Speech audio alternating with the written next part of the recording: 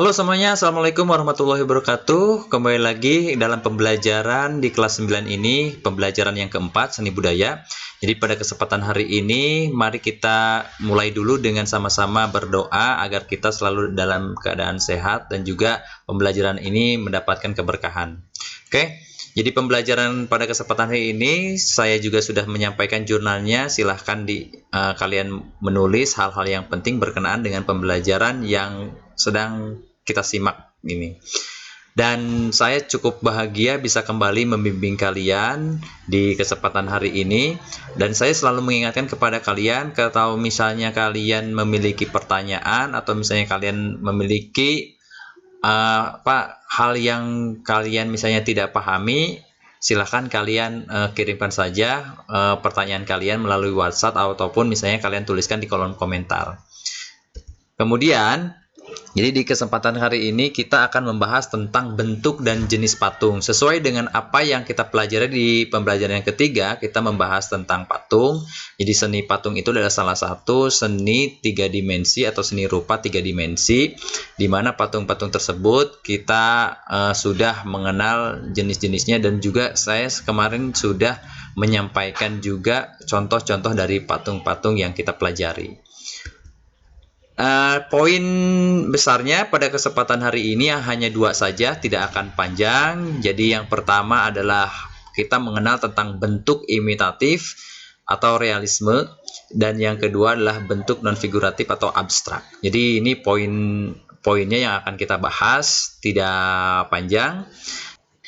Oke, sebelum kita mulai, saya juga akan ingatkan kepada kalian untuk selalu positif dalam menjalani hidup ini, apalagi kita melakukan pembelajaran jarak jauh, kita memiliki perubahan-perubahan dari pembelajaran tatap muka menjadi pembelajaran jarak jauh, sehingga saya menghimbau kepada kalian untuk selalu berpositif.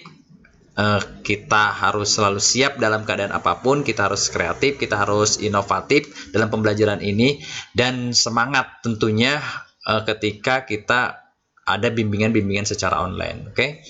Kemudian kita masuk kepada poin yang pertama, bahwa dalam bentuk patung itu ada yang disebut dengan bentuk imitatif atau realisme. Dan bentuk imitatif ini apa? Jadi corak ini merupakan tiruan dari bentuk alam. Jadi bentuk alam itu adalah manusia, hewan, dan tumbuhan. Contohnya seperti apa? Mungkin itu tidak akan sulit buat kita ya. Misalnya ini contoh satu, itu ada patung, dan patung ini Presiden B.J. Habibie ya. Jadi patung ini adalah menggambarkan patung yang bercorak manusia gitu. Yang contoh yang kedua, itu ada patung yang coraknya hewan, bentuk-bentuknya hewan. Yang ketiganya ada bentuk patung yang coraknya tumbuhan atau bentuknya tumbuhan. Jadi realisme ini atau bentuk imitatif ini ada 3 macam. Artinya menggambarkan bentuk secara benda-benda alam, benda manusia, hewan, dan tumbuhan.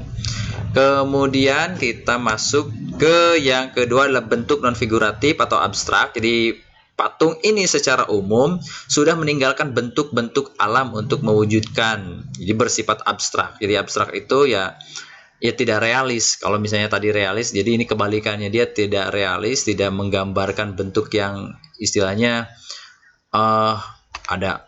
Kalau misalkan hewan, tumbuhan, dan manusia kan jelas bentuknya, tapi ini benar-benar meninggalkan bentuk-bentuk semacam itu. Jadi tidak ada bentuk-bentuk semacam itu. Jadi disebutnya itu abstrak. Dan contohnya di sini kalian bisa lihat. Contohnya ini patung, saya juga nggak tahu ini maksudnya apa. Tetapi ini masuk ke dalam kategori patung. Bentuknya tidak beraturan seperti ini. Dan ingat bahwa seni itu kan yang pertama itu kan nilai estetikanya, nilai keindahan. Jadi ini sudah termasuk kepada atau mencakup kepada nilai estetikanya, sehingga karena patung juga merupakan seni rupa yang sifatnya 3 dimensi atau memiliki ruang, maka ini masuk juga ke dalam kategori patung atau seni patung. Kemudian Sampel yang ketiga ini masih sama. Jadi ini masih bentuknya non figuratif atau abstrak. Jadi tidak menggambarkan hewan, tidak menggambarkan tumbuhan, pun tidak menggambarkan manusia. Jadi mungkin itu saja yang bisa saya sampaikan pada kesempatan hari ini. Secara garis besarnya poinnya hanya 2 saja, dan bentuk patung ini cukup sederhana untuk kita simak, dan banyak sekali contoh-contoh yang bisa kita cari di internet, kita lihat di sekitaran kita juga mungkin sangat banyak sekali kita temukan. Intinya adalah bentuk patung itu ada yang imitatif dan juga ada non figuratif. Itu saja. Dan saya ucapkan terima kasih kalian sudah mengikuti pembelajaran pada kesempatan hari ini. Saya cukup senang bisa kembali membimbing kalian. Sekali lagi saya ingatkan, kalau misalnya kalian nanti ada pertanyaan, kalau misalkan ada hal-hal yang tidak kalian pahami, silahkan kontak saya saja di WhatsApp ataupun kalian silahkan tuliskan di kolom komentar. Sekian, assalamualaikum warahmatullahi wabarakatuh.